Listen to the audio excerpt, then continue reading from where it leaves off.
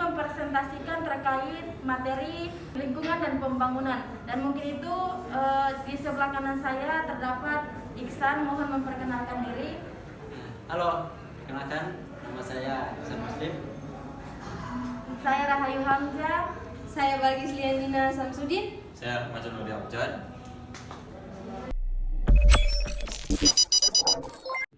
Assalamualaikum warahmatullahi wabarakatuh.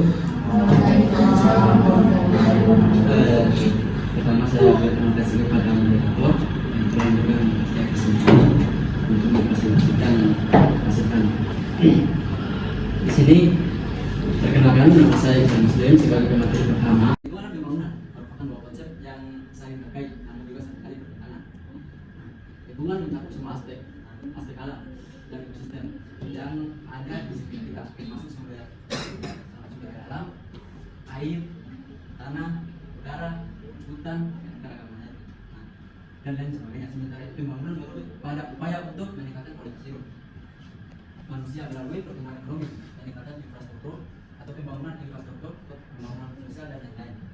Dalam konteks lingkungan dan pembangunan terdapat beberapa isu dan tantangan yang perlu diatasi antara lain. Pertama, perubahan iklim. Contoh sederhananya itu pembangunan rumah kaca atau efek dari rumah kaca itu menyebabkan yang namanya perubahan iklim, yang namanya pemanasan global. Terus yang kedua, kehilangan keanekaragaman hayati.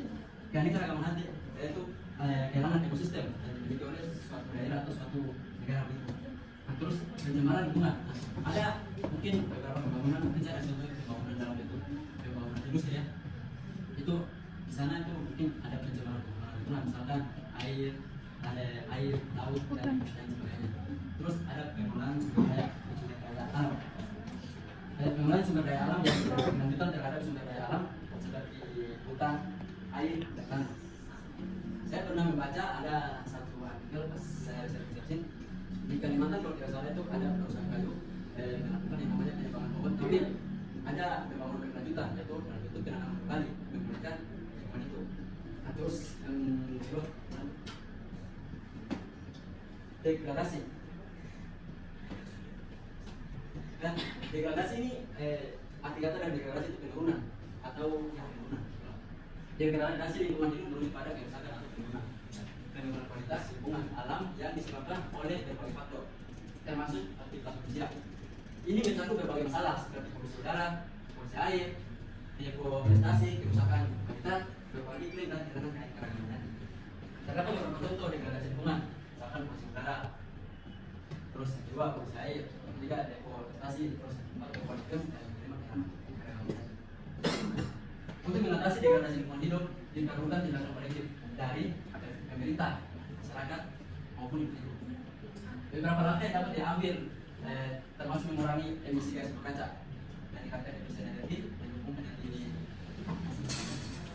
terbarukan, menerapkan praktik dan pertanian berkelanjutan, melestarikan habitat alami, mengurangi penggunaan bahan kimia berbahaya, dan meningkatkan kesadaran akan pentingnya lingkungan hidup melalui edukasi. Terdapat dua faktor penyebab yang namanya degradasi lingkungan, yaitu yang pertama faktor alam. Faktor alam itu meliputi saya contoh itu gempa bumi, gunung meletus, tsunami, angin topan. Itu disebabkan oleh alam sendiri. Tidak mungkin ada manusia yang bisa dapat menyebabkan tsunami atau yang lain. Terus yang kedua itu faktor manusia. Ada banyak sekali kegiatan manusia yang menyebabkan degradasi lingkungan. Namun tindakan manusia yang menyebabkan degradasi lingkungan adalah deforestasi. Deforestasi itu diartikan sebagai pembunuhan hutan gitu, atau penebangan hutan gitu. Nah, itu fungsinya untuk mungkin membuat taman infrastruktur atau membuat alas pertanian atau yang lain.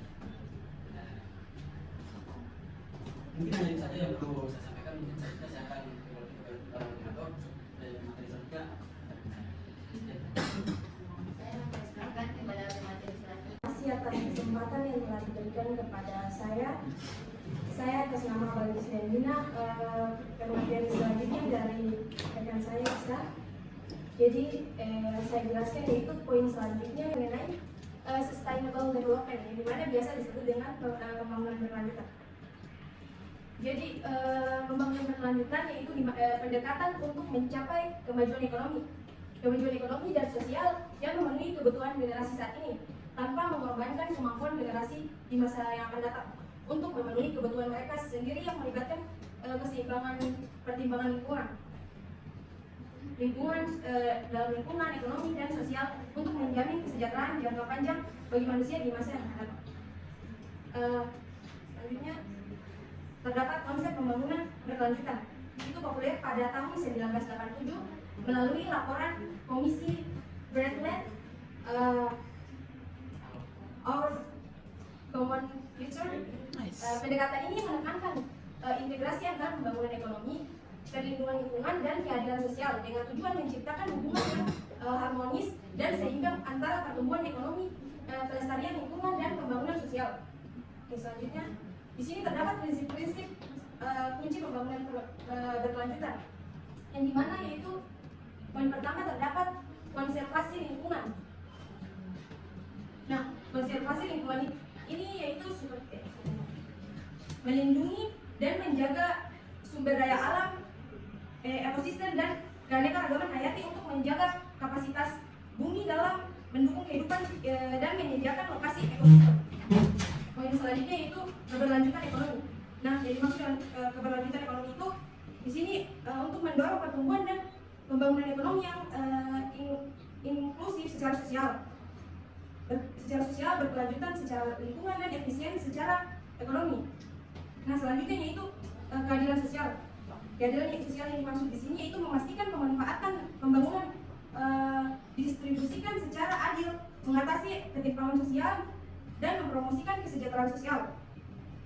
Yang selanjutnya tanggung jawab antar generasi. Tanggung jawab antar generasi di sini yang dimaksud itu memperhitungkan kebutuhan dan aspirasi generasi di masa yang akan datang untuk membuat keputusan saat ini yang tidak mengorbankan kemampuan generasi masa depan untuk memenuhi kebutuhan mereka sendiri. Nah, yang selanjutnya yang terakhir yaitu partisipasi pemangku kepentingan. Di sini yang dimaksud untuk mendorong keterlibatan aktif dan partisipasi semua pemangku kepentingan yang relevan, termasuk masyarakat, bisnis, pemerintah, dan masyarakat sipil dalam proses pengambilan keputusan terkait pembangunan berkelanjutan ini. Baik, mungkin itu saja pemaparan dari kelompok saya. Yang selanjutnya akan dilanjutkan oleh rekan saya, saudari ayah. Terima kasih kepada moderator yang untuk memberikan kami kesempatan untuk memaparkan materi terkait lingkungan dan pembangunan. Di sini saya ada Yohanza, perwakilan dari kelompok 6. Pertama-tama yang terhormat Ketua Tingkat selaku pemimpin dalam kelas, dan juga yang saya hormati kawan-kawan sekalian yang masih bersemangat untuk menjalankan agenda dan produktif dalam kelas ini. Mungkin itu langsung saja di sini saya akan memaparkan terkait materi lingkungan hidup dan model ekonomi lingkungan hidup. Jadi model ekonomi lingkungan hidup ini dalam pengkajiannya secara konteks itu dapat kita tarik penampilannya yaitu ekosentris dan teknosentris. Jadi yang dimaksud dari ekosentris merupakan suatu pengkajian ilmu ekologi yang dimana dia mengkhususkan lebih merawat lingkungan itu sendiri, dimana dia memiliki sifat menjaga lingkungan, anti terhadap kerusakan lingkungan, dan mendorong kegiatan reboisasi atau penghijauan terhadap kerusakan yang terjadi di lingkungan itu sendiri. Dan apa itu teknosentris? Teknosentris itu merupakan suatu pengkajian ilmu ekonomi yang dimana dia menganggap bahwasanya suatu lingkungan hidup atau dalam suatu pengkajian ilmu ekonomi itu dapat diselesaikan dengan adanya teknologi. Jadi teknosentris dia berpendapat bahwasanya suatu kerusakan lingkungan, suatu kemajuan ekonomi itu dapat didorong dengan adanya teknologi. Jadi di sini secara pembacaan semua kawan-kawan itu saya ingin bertanya. Jadi saya kan sudah memaparkan mengenai konsep umum dari teknosentris. Jadi dalam kenyataan real atau fakta, apakah teknologi dapat meningkatkan atau memelihara lingkungan itu sendiri agar dapat merangsang diskusi kita pada siang hari ini? Saya meminta pendapat dari kawan-kawan untuk dapat memberikan paparan terkait apa manfaat dari kebijakan teknologi itu sendiri terhadap lingkungan. Mungkin dari Katy. Pertama, apa tadi? Ayo kita kondisi ada apakah teknologi ini dia membantu dalam khususnya lingkungan. Itu tergantung. Ada di beberapa negara yang itu berfungsi, ada beberapa negara yang itu tidak berfungsi. Menurut saya teknologi peran teknologi dalam menjaga kestabilan lingkungan itu tergantung di sumber daya yang mengelola teknologi itu. Contohnya kayak di Jepang. Jepang tuh hampir hampir udah nggak ada lahan ini lahan buat pertanian. Jadi fungsi teknologi di sini dia diakalin gimana sih apa ini sistem pertaniannya tuh vertikal dari atas ke bawah, bukan lagi kayak ini. Jadi dia bisa hemat apa tempat. Jadi di pertanian di Jepang tuh kayak satu gedung tinggi begitu full dengan tanaman-tanaman, bukan lagi kayak di tanah 1 hektar 2 hektar. Dia punya pertanian itu dari atas ke bawah, bukan dari kiri ke kanan. Tapi nah itu salah satu fungsi teknologi, karena teknologi itu dapat dimanfaatkan dengan baik oleh sumber daya manusia yang berkualitas. Nah mungkin itu studi kasus yang diambil oleh Ketua Tika terkait Jepang dan India. Apakah dari kawan-kawan ada yang mungkin lagi studi kasus di Indonesia mengenai teknosentris itu sendiri? Atau mungkin dari Dani? Silakan. Ada dari kawan-kawan perempuan bukan laki-laki. Kalau satu mungkin satu. Ini soal fakta di Indonesia bahwa pengaruh teknologi terhadap sumber daya lingkungan itu menjadi pengkajian apa ya sentral bagi mahasiswa. Sekarang itu pengkajian isu utama itu mengenai pengaruh teknologi dan lain sebagainya terhadap teknologi di Indonesia. Terus supaya hari ini bukan hanya sekedar orang baca saja, tapi ada feedback atau suatu pengetahuan baru yang harus dari gagasan kawan-kawannya sendiri. Mungkin dari perempuan ada? Dari mungkin dari macam seperti yang disampaikan oleh Kevin bahwasanya tergantung sumber daya yang mengelola teknologi itu sendiri.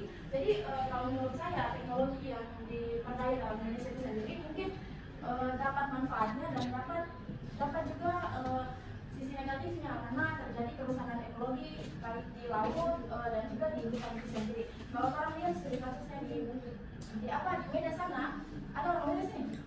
Ada. Kalau dari ini mungkin sana yang ramah di Medan itu bukan maksudnya di Medan ada apa tahu gitu. Itu kalau orang yang bersedia terhadap di laut itu banyak masyarakat yang hidup di sekitaran situ itu harus bisa mengayuh bahkan mau mencari ikan tuh bisa karena itu limbah dari kapal itu dia suka laut di laut itu jadi ikan laut itu sudah dicemar, jadi masyarakat tuh dorong larinya ke industri sendiri atau dorong lagi ke kota gitu.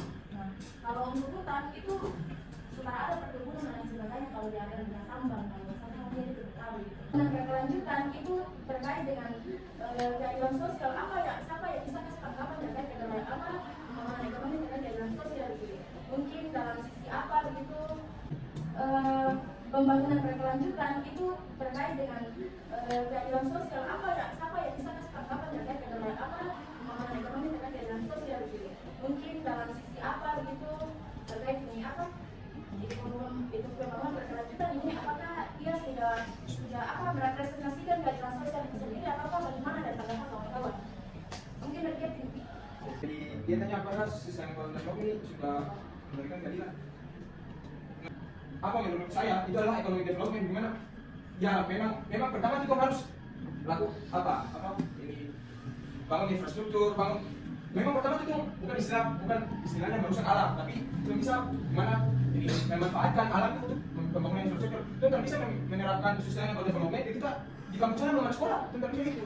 Di kampus sana belum ada jalan, itu kan bisa menerapkan sustainable development ketika apa komponen-komponen infrastruktur itu belum ada di beberapa tempat di Indonesia. Jadi menurut saya ketika Indonesia sekarang menerapkan sustainable development itu belum cocok karena belum ada kesetaraan di antara seluruh Indonesia. Supaya kalau dia paksa terapkan sekarang itu kesenjangannya tuh makin melebar. Banyak orang paksa orang untuk jangan pakai bensin lagi, pakai mobil listrik. Siapa yang mau beli mobil listrik? Kan itu kan tidak apa, jadi yang pertama harus diperhatikan itu ekonomi developmentnya dulu sebelum kita berbicara pada sustainable development dan lingkungan. Ya, terima kasih.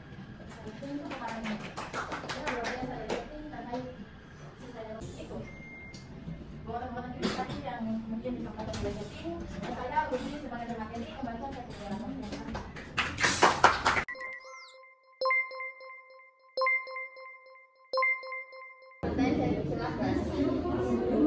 Forum harap tenang. Baik, Saya terima kasih atas kesempatan yang diberikan kepada saya untuk bertanya kepada kelompok 5. Baik, materi Anda kan mengenai kebijakan moneter dan fiskal. Yang ingin saya tanyakan yaitu mengarah ke kebijakan moneter.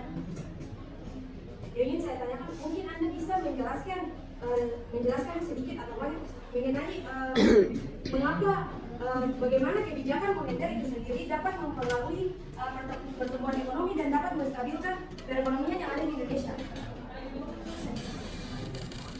Ya, itu saja pertanyaan saya. Membantu menjawab pertanyaan yang bagus dari Martis, bagaimana kebijakan moneter itu dia berpengaruh secara real terhadap suatu perekonomian terutama di Indonesia. Jadi sebenarnya kita ketahui bahwa kebijakan moneter itu adalah kebijakan yang dilakukan oleh bank sentral dan objek yang dilakukan sebagai kebijakan itu ada dua, yaitu jumlah uang yang beredar atau money supply atau di bahasa Indonesia JUP sama suku bunga. Jadi kebijakan moneter itu ada dua, kontraktif sama ekspansif, tergantung pada situasi perekonomian yang ingin dilakukan oleh bank sentral pada saat itu. Jadi contoh kebijakan ekspansif ini dilakukan ketika perekonomian itu sedang lemah, sedang lesu, dan kebijakan kontraktif itu dilakukan ketika perekonomian itu sedang ada di puncak-puncaknya. Jadi bagaimana dia dapat mempengaruhi sehingga perekonomian di Indonesia dapat dipengaruhi oleh kebijakan-kebijakan. Jadi contoh kebijakan moneter itu dia ada beberapa kayak tadi operasi pasar terbuka. Jadi di operasi pasar terbuka itu atau open market operation itu bank sentral tuh bekerja sama dengan bank-bank konvensional atau bank-bank swasta, di mana operasi pasar terbuka tuh mereka melakukan jual beli surat berharga. Jadi contohnya ketika dompet ekonomi lemah nih, dompet ekonomi banyak pengangguran, terus pokoknya ekonomi lemah lah. Pada saat COVID itu Bank Indonesia membeli surat berharga dari bank konvensional. Contohnya dia beli surat berharga itu, artinya surat berharga itu masuk ke Bank Indonesia, sementara uangnya itu kan masuk ke bank swasta, bank konvensional. Jadi uang yang tadi yang didapatkan dari hasil pembelian surat berharga dari Bank Indonesia tadi itu bisa digunakan oleh bank swasta untuk perputaran ya, kredit. Ya, bikin kredit. Jadi ketika ekonomi sedang lesu, itu bank sentral cenderung menurunkan suku bunganya agar cenderung merangsang investasi yang ada di suatu perekonomian. Jadi pada saat tadi uang sudah berada di bank swasta, lalu pemerintah melakukan kebijakan selanjutnya yaitu menurunkan suku bunga. Artinya kayak gini, kalau suku bunganya 2%, tapi jangan dulu 100.000 hanya bayar 102.000. Ngerti nggak? Kalau suku bunganya 50%, kita pinjam uang 100.000, bayar balik 150.000. Jadi contoh suku bunga tadi yang 5% itu ketika pemerintah ingin merangsang suatu perekonomian, dia menurunkan suku bunga tersebut sehingga pembayaran ulang dari konsumen ke bank itu lebih mudah. Kayak contoh cuma 2%, masyarakat hanya bayar, contoh dia punya 100.000, dia hanya bayar 102.000. Ketika uang itu sudah berada di bank swasta, otomatis cadangan wajib bank swasta itu banyak loh. Dia akan mencoba mengkreditkan sebanyak mungkin, kayak berapa miliar gitu kepada investor. Ketika investor tahu suku bunga turun, dia ingin meminjam uang di bank, hasil dari suku bunga yang turun itu, dia ingin meminjam uang di bank untuk melakukan investasi, membuat pabrik, membuat ini.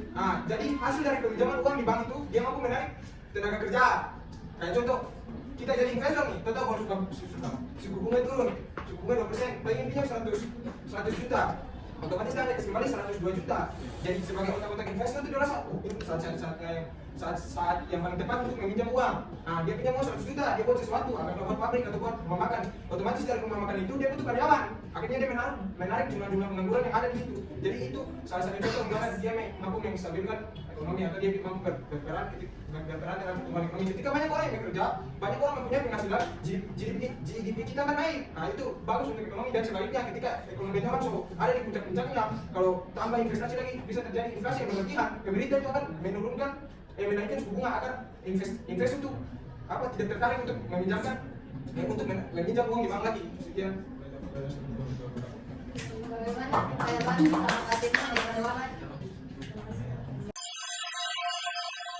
Jika ada yang mau bertanya, maka diskusi siang hari ini saya tutup. Jika ada kekurangan, mohon dimaafkan.